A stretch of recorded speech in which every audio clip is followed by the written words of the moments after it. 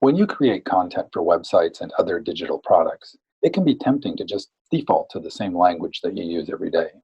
Unfortunately, our habitual word choices can sometimes make folks who are different from us feel excluded. Emily Triplett Lentz has some great ideas about how to make more mindful language choices so that your content is as welcoming as possible to everyone who encounters it. I really enjoyed our conversation about inclusive content, and I hope you do too. Welcome to the Content Strategy Insights podcast, where accomplished content strategy experts share their wisdom with our friends in the content community. We talk with professionals who work across the span of content strategy, from small businesses to big enterprises, from content design to content marketing, from solo consultancies to huge agencies. Our mission is to democratize content strategy, to make its principles and practices accessible to everyone. And now, here's your host, Larry Swanson.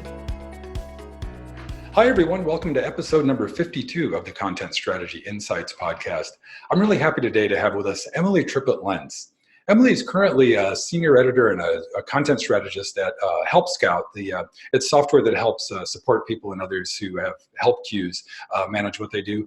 Before that, she worked at Basecamp, and she's been a virtual worker for 8 years. So I don't know if that'll come up in the conversation, but she's worked for two of the coolest remote companies out there.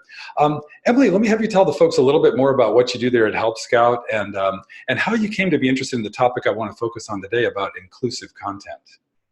Sure, yeah. I started at Help Scout as a writer, just producing content, and then have kind of gotten deeper and deeper in the content strategy world, and I'm loving it. I focus primarily on, Help Scout has a really wonderful and well-respected, I would say, blog and education platform, and we are a customer service software company, so we write a lot about customer experience, and that's, I guess, kind of a good segue into what we're talking about here today, inclusivity. We're also a certified B Corp, and we talk a lot about diversity and inclusion, and we support organizations that advocate for things like human rights and equity, diversity, inclusion in tech. And so that's been kind of part of our company values for a long time.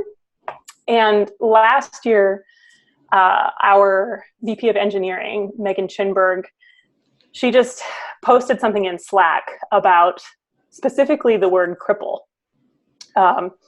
And she was saying, like, I realize this is a common word, but there are other words that work just as well, and they don't call attention to anyone's physical capabilities. And I was like, that's super interesting. Like, I'm pretty attuned to, language, like words are my whole job. But cripple wasn't really a word that was on my radar. And so that's kind of what started this whole inclusive content journey, is that point. Right. I think we all have that awkward moment when we use, a term like that, or like unintentionally slight someone, or and is that how?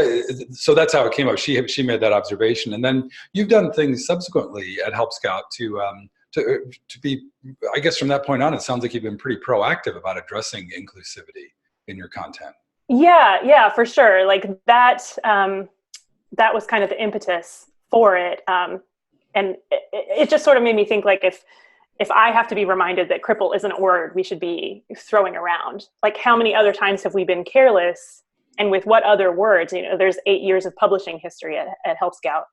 So I decided to audit our site for problematic language, but I didn't really know what to look for at first. So I consulted various sources, and I invited the team to contribute to the list.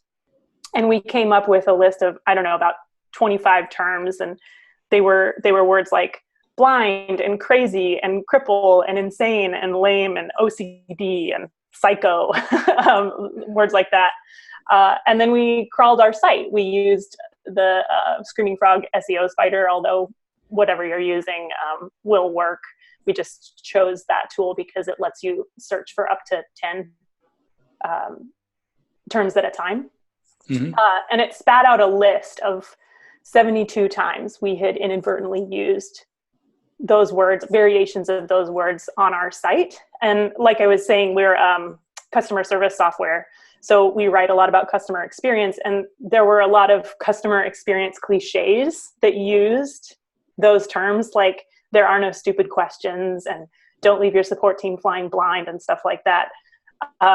So we could kind of just sweep through it and make more inclusive changes. But we couldn't just like do a global find and replace, because not every instance of those words is inappropriate. Like blind isn't a bad word. It's just when you use it in a way that like disparages someone by equating their physicality with something negative. But it's okay to talk about a blind person or a visually impaired customer or something like that. There's no problem with that.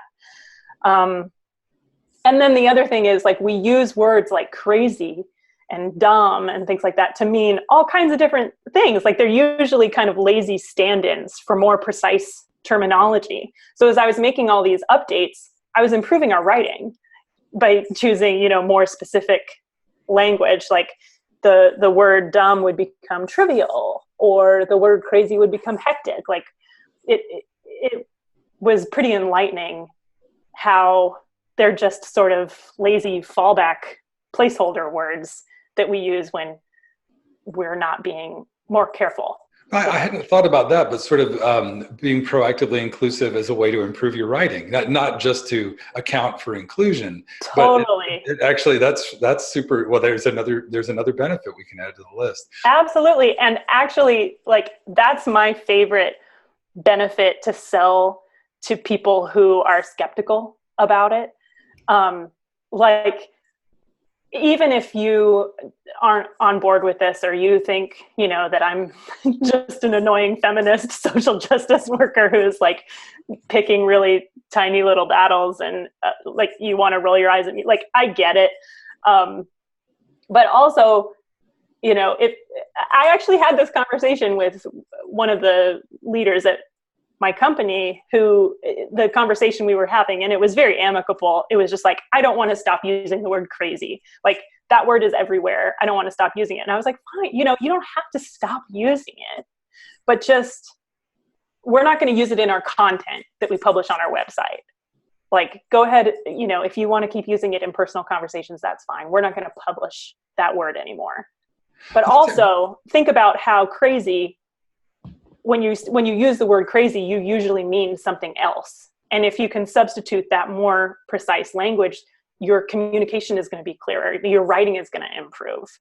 And then just as a side effect, nobody's going to be offended. Right. I love that. And it's sort of a way to, it's like, well, let me ask you about that interaction with that pretty senior person at your company. Is that a common occurrence? Because I think that's the concern.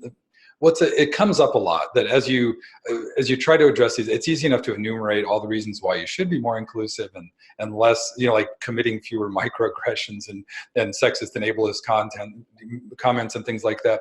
But it seems like that, how common is it that you have to have a little conversation like that?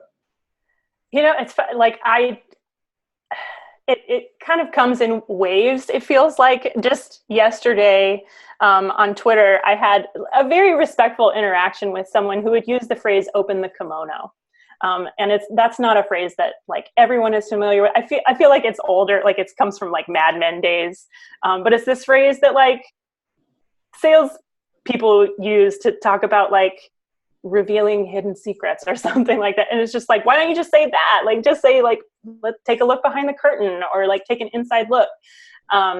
And so I just said like, hey, can we maybe retire this phrase? And the person who used it was like, yes, sorry. It was like, all right, that's great. And I try to always approach these things from a position of respect, because we're all works in progress. Like, there was definitely a time in my life when I didn't know all this stuff, and I used words that I didn't realize were potentially hurtful. And I want to honor that everybody is in a different place in their journey.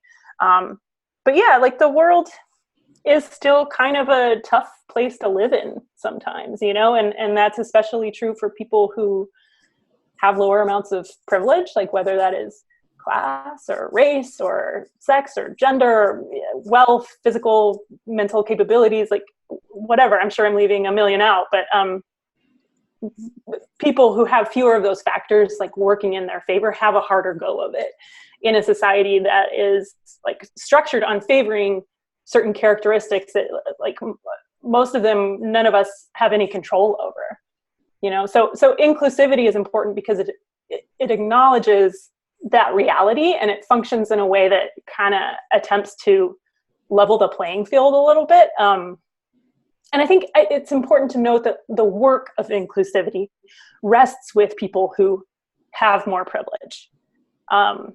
Like historically, it's taken a combination of the people who were directly affected by oppressive cultures and policies, and people who realized that was wrong to affect change, like whether that was suffrage or civil rights or same-sex marriage. Like it's taken the people who were directly affected and then their friends who are like, that's messed up and we're going to help you get there. So I think there's a lot of responsibility that lies with people like me who have higher levels of privilege. I'm a white person. I'm American born. I'm educated.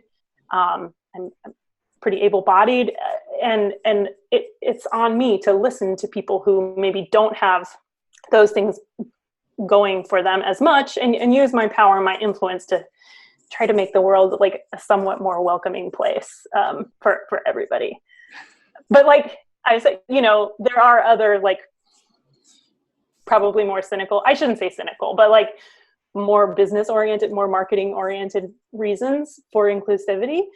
And the main one is like, it's just not good business to alienate anybody, like to make anybody feel bad. Like if I'm using words in my copy that make a segment of the population feel uncomfortable, like those people aren't going to buy from me. Exactly. Period. Why would you alienate like 4%, 2%, 12% of your audience? Totally. And then additionally, like if you have a brand that actually allows you to showcase your company's values and your commitment to diversity and inclusion, then that can be an incredibly powerful brand and community building tool. Nice. And is that sort of explicitly part of your job at Help Scout? Is that is this brand like marketing? Yeah, I would say so. We do kind of like, that's another thing that comes and goes in waves, is like really focusing on, technical SEO and traffic and these like very, numbers oriented KPIs. And then we're just going to announce to everybody that we're a B Corp and that there are deep discounts for your organization if you're working towards like environmental sustainability or something like that. So yeah, I would say it kind of goes back and forth, but we do believe in like those very top of funnel, larger brand plays. That's an important piece of content. Yeah.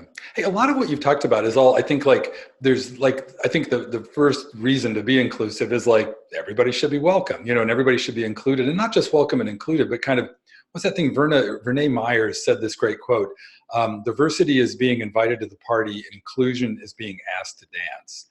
So there's that sort of, but that gets into sort of like, so I think you've made a good case for the why, the top level why to be inclusive, but there's also like, and you've kind of hinted at a little bit, there's this sort of, there's the legal requirement to be accessible for a lot of websites, but also just good inclusive practice to be accessible. Is that, and I know I do a lot of work with and in the UX world, and there's a whole concern there about, technical accessibility and things, but content needs to be accessible as well. And that's like, you can see how this fits in. Have you given that much thought, and how does that fold into your work? Yeah. And actually that project of auditing the site sort of led into all of these other changes we started making at Help Scout as well. I think it just kind of highlighted all of these updates that we made, it kind of highlighted like how frequently and reflexively like we use this discourse of disability to signify that which is undesirable. So we just wanted to make sure that it wasn't just that we were finding and replacing all of these instances. We wanted to like codify it in our style guide. So the next step was to update our style guide to clarify what we mean about using inclusive language and neutral language. So now our style guide gives examples like using folks or people rather than guys, and staffed and handled rather than and manned, and go-between rather than middleman. So we just, that is like that's in our documentation now. And we also added language about quoting subject matter experts from underrepresented groups, like not just citing a bunch of white guys when you're writing a piece, soliciting images that showcase different axes of diversity, like outside the standard stock images you'd expect from a software blog. We have a beautiful new visual brand with lots of illustrations, and they depict all different kinds of people, different races, and there are people who use wheelchairs, and there are people who have headscarves, and it's not just homogeneous, like homogeneous representation of the kinds of people who like live in the Help Scout universe. So you've codified it in your style guide. Yeah. Do you do like specific training? Like your role as an editor, do you work with a lot of different bloggers and writers there? And have you done like workshops or like how else do you convey the knowledge besides the style guide? We're still a pretty small team, so it's a small enough team that everybody at Help Scout is pretty much on board, and because of our internal value system, there's not a lot of internal resistance to using this kind of language. Like everybody's pretty much on board with that. And then when we do work with contractors, we just show them our style guide, and say, this is what we expect. And our copy editor we contract with knows what our values are too. And yeah, I think we also try to do a pretty good job of listening to our audience. There have been people who are like, hey, why don't you caption your videos? Which is a very easy thing to do. It's not hard to caption your videos. And so we're currently working on captioning all of our videos, and aiming for greater accessibility across our projects, our products, in general. But like when we wrote about this audit, people started raising their hands to tell us what else we might want to be careful about, which was pretty cool. Like we had one person say, I think I had used the phrase run amok, like PC culture run amok in that blog post. And somebody pointed us to this Wikipedia page that defined running amok and how it's like connected to a specific culture, and like it is now in a manual of mental disorders. And like I had no idea that was what the origin of that phrase was. And now I know, and I love when people respectfully like call me out and help me continue to learn. But we were like, oh, okay, we'll get that changed too. Like people called us out on using other synonyms for crazy that we hadn't thought about, like madhouse or mental, I think is more common in the UK. And we got those changed too. But it was just really cool to see our community come forward and say, like, you want to do a better job making me feel included? Here's how you can do that. And we were like, great, thank you. We'll change that. And people responded really positively to that. Well, I love what you said. You said earlier that we're all works in progress. And that thing, because I just realized I use amok. It's amok. It's just a great word. It's a great Scrabble word. It's provocative, but now I'm like, oh crap, I'm going to be more thoughtful about that. Yeah. I'm going to read that article you just mentioned. Because if it's, yeah. When I talk about this stuff on stage, I use a lot of caveats because I don't want to make anyone in the audience feel bad. I put that list up there of all of the words that we're looking for. And I know the people in the audience are sitting there thinking like, oh, darn it, you know, like I'm a jerk, or like, whatever, lady, you know, one of those two reactions. And I want to say, like, you know, I want people to take it with a million grains of salt, because there's some nuance there. You know, there's a difference between content your company is publishing on its website and casual chit chat you're having with some friends. And I want to admit to people that I'm a big work in progress too. Like 10 minutes before I got on stage at MozCon to talk about this stuff, I was backstage talking to Rob Usby, and I used the word stupid in a conversation like 10 minutes before I was going to go out and tell, I don't know, 1,500 people, you know, like maybe to think about not using that word in their content. Like, it's tricky stuff. It's messy. And I think the main idea is just like bringing a little bit more thoughtfulness into our communication, like being a little more mindful about a lot of, you know, several years ago I had occasion, I really went to school on behavior change and habit formation, and and this kind of gets in that realm. It's like so much of this is so deeply ingrained that, like, I see this all the time, even among, like, I have a ton of lesbian friends, and I'm very, and anyhow, I run a lot of different circles like that. And the word guys is just permanently embedded in a lot of people's vocabulary. And it's hard to get out, even in those, that's one of my last vestiges of old. I still slip into that, and a lot of other people do. And I just wonder if, like, we just need to be more habit hackers around this, you know, like try to figure out maybe, I'm thinking just off the top of my head, this guy, BJ Fogg at Stanford, who's done a lot of research on habit formation and behavior change. And he came out with this thing called tiny habits, where if you want to instill a new habit, you just pair it with an existing habit. Like if you want to floss your teeth, you already brush your teeth. So after you brush your teeth, you'll floss just one tooth. And it has to be that ridiculously easy. And then you're in there like, that's stupid, I'm going to floss them all.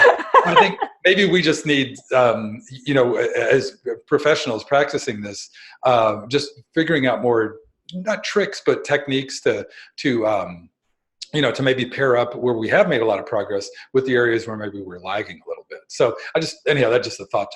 That's a really interesting point. And it's, you know, when I've done work to remove certain words from my vocabulary, and you know, like guys, I'm like, okay, well, what does that habit get replaced with? Got, you know, folks or people or team, or, you know, what else can I use that is more inclusive? I got started in tech, in customer support.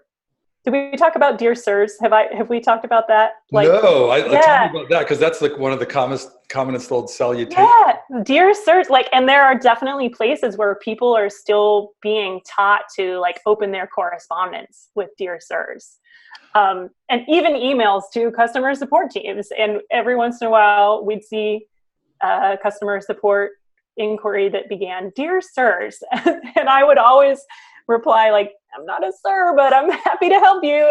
And I know that some people on that team started even doing it with hey guys, because that's a pretty common casual way to open an email. Hey guys. But a lot of support people are women or not guys. And so I think some people now are just like, not a guy, but happy to help, you know. But I think that is so ubiquitous, like crazy, and these words that like we might never get rid of. And I don't want to be the word police ever. I'm not in meetings when someone's like, that's crazy, I'm not like, we don't use that word around here. But guys is one of those words that I have brought up, like, from time to time. We have at Help Scout one woman on our sales team. She's amazing. Her name's Zainab. I love her so much. And the rest of the people on the team are men. And I just don't think it's cool to refer to that team as like sales guys. And I'm pretty sure like she doesn't love it either. And it's also, it doesn't send a good signal hiring wise, you know, if we're talking about our sales team in this way. and maybe we want to bring more women onto that team, it sends a signal to them that like, oh, maybe this is a bros club if it's been being referred to in that language. So I think just, like bringing a bit more mindfulness to the language is helpful in lots of ways. No, there's so many dynamics like that, like just vestiges of how things have been done. And then the change is just so hard to implement. But hey, I wanted to go, something you said earlier made me think that a lot of this, I think, is being brought to the fore by the fact that we've got the internet now. and you're corresponding with, maybe it's some guy who went to grammar school in some village in India where they just thought you always politely address people as dear sirs. And that's just how he does it. And so that's why you get that lesson. And you've worked for two companies, both Basecamp and Help Scout. Those are completely virtual SaaS, service things that work with people all around the world. Do you feel like you're at the leading edge of this, like that you have the best like kind of sample size of examples and people you're dealing with? As far as inclusive language goes, it just seems like, because I've used Help Scout, and I was using it in the context of working on the WordPress community team, handling community team issue tickets, and just in that, like I was dealing with people in Nigeria and South Africa and Bogota, Colombia, and Brazil, and all over the place, and you could just feel it was part of it.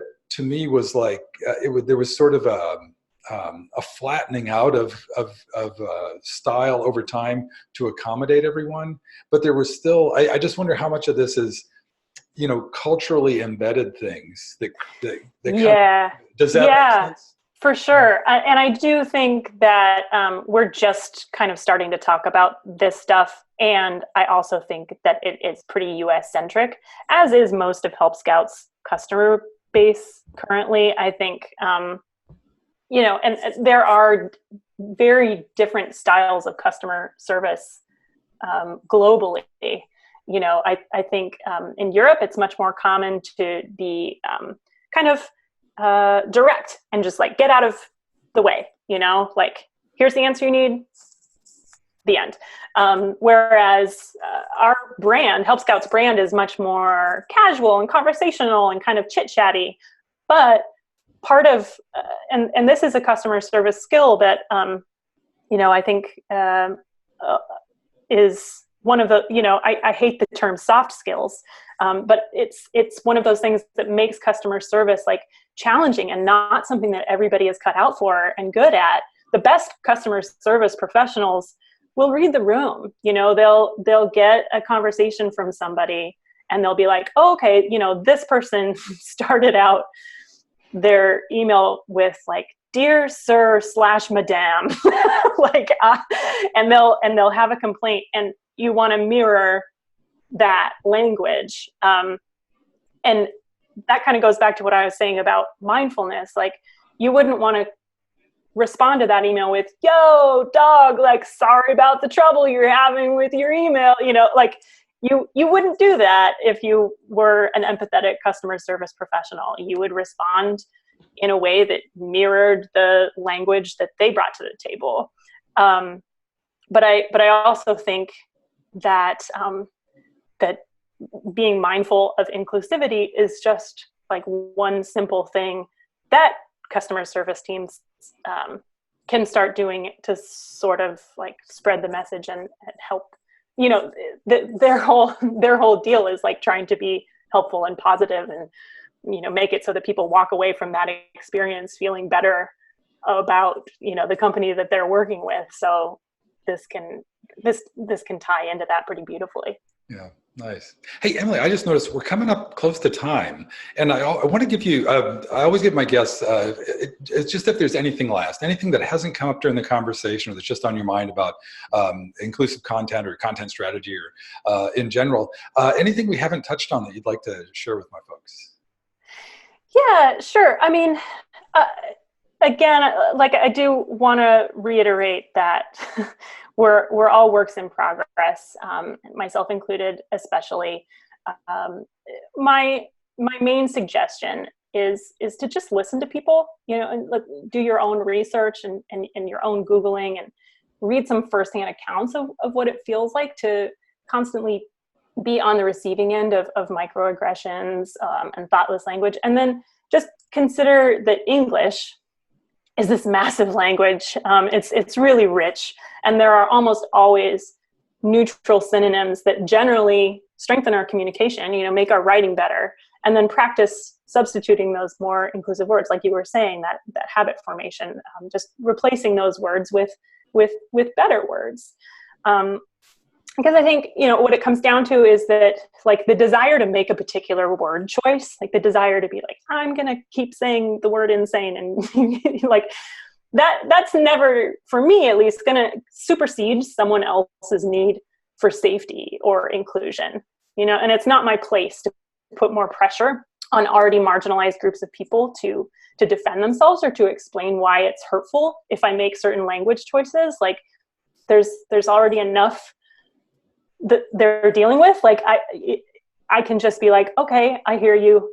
I will make different choices in the future. And it's not that hard, so why not default to neutral language and better writing and clearer communication? Like, why not just make that simple choice and make our content as welcoming as possible to everybody who encounters it? That's great. That's a perfect note to end on. I love the way you just summarized all that there. That was great. Well, thanks so much, Emily. It's really been great chatting with you and catching up again. Will you be at Confab next year? I sure hope so. I'll be at Inbound in a few weeks, and yeah, I had bad Confab FOMO this year, so hopefully I'll be there next time. I missed you at the breakfast table, so next year. Okay, sure. Well, great. Well, thanks so much. Thank you, Larry. It was my pleasure. Thank you for listening. If you can think of a friend who might enjoy this episode, please share it with them. And please join us again for our next content strategy interview.